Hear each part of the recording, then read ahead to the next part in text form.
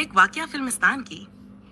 तो ये उन दिनों की बात है कि जब जावेद साहब स्ट्रगल कर रहे थे। तो एक दिन वो साहिर के घर पहुंचे तो साहिर ने बड़ी नरमी से उन खुददारी को चोट ना पहुंचाने की गरज से कहा, नौजवान, ड्रेसिंग टेबल पर 200 रुपए रखे हैं, रख लो, जब हो तब वापस कर देना। 200 रुपए उस जमाने में बहुत बड़ी रकम थी। 100 रुपए का नोट तुड़वाने तो लोग बैंक या पेट्रोल पंप जाते थे, मगर जावेद ने रुपए कुछ यूं रखे जैसे साहिर पे एहसान कर रहे। रख लेता हूँ, वापस नहीं करूंगा। वक्त गुजरा, जावेद की मुलाकात सलीम खान से हुई और फिर तो सब जानते हैं कि उन्होंने खूब पैसे कमाए, मगर साहिर के वो 200 रुपए कभी वापस नहीं किए, बल्कि जब भी उनसे मिलते तो उन्हें छेड़ते हुए कहते, साहब, आपके वो 200 रुपए मेरे पास हैं, अब वापस कर सकता हूं, करूंगा नहीं। साहिर भी साहिराना अंदाज में जवाब देते, वो तो बेटा मैं तुझसे निकलवा ही लूंगा।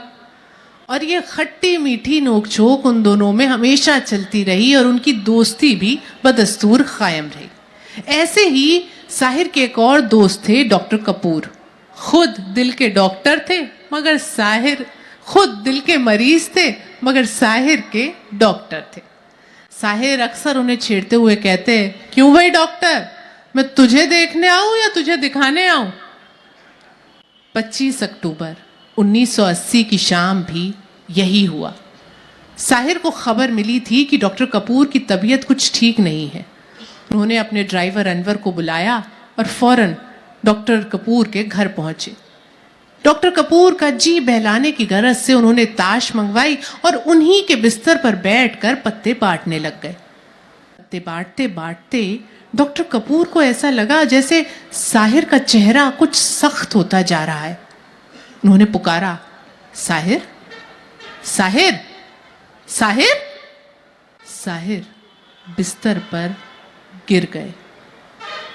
डॉक्टर कपूर ने साहिर के दिल को बहाल करने की बहुत कोशिश की, मगर साहिर जा चुके थे।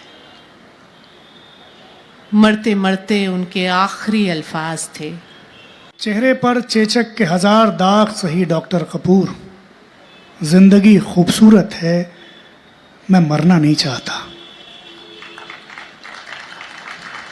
बहरहाल साहिर मर चुके थे। उनका ड्राइवर अनवर दौड़ता हुआ आया, उसने साहिर की लाश को संभाल लिया। साहिर की लाश को उनके घर लाया गया। रात हो चुकी थी। जावेद अख्तर सबसे पहले थे जो वहां पहुंचे थे। रात बहुत हो गई थी, कहाँ जाएं, क्या करें, किसे बुलाएं, कुछ नहीं किया। जावेद अख्तर ने साहिर की लाश के सिरहाने बैठे रहे और रोते रहे बच्चों की तरह।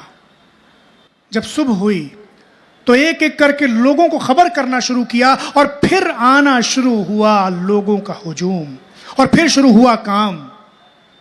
दरवाजा खोल दो, खिड़की बंद कर दो, कुर्सियां लगा दो, चटाई बिछा दो। जिसने जैसा कहा जावेद ने वैसा किया।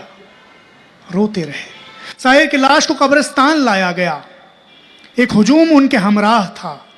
साहिर की लाश को दफनाया गया और यह हुजूम जो साहिर के जनाजे के हमराह आया था, ये वापस लौटने लगा अपने सीनों में एक खामोशी मुसल्लत किए हुए। जावेद अख्तर भी वापस लौट रहे थे चुपचाप कि तभी पीछे से वाजिदा तबस्सुम के शौहर अशफाक दौड़ते हुए आए। जावेद की पीठ को हल्के से थपथपाया और कहा, जावेद, कुछ रुपए हैं? वो मैं सुबह जल्दी जल्दी में आया, बटुआ रखना भूल गया, कब्र खोदने वाले को देने हैं। जावेद अख्तर ने पूछा, कितने रुपए? अशफाक ने कहा, 200 रुपए। तड़प गए जावेद अख्तर। अपनी जेब से 200 रुपए निकालकर अशफाक के हाथ में रखे और फूट कर रो पड़े।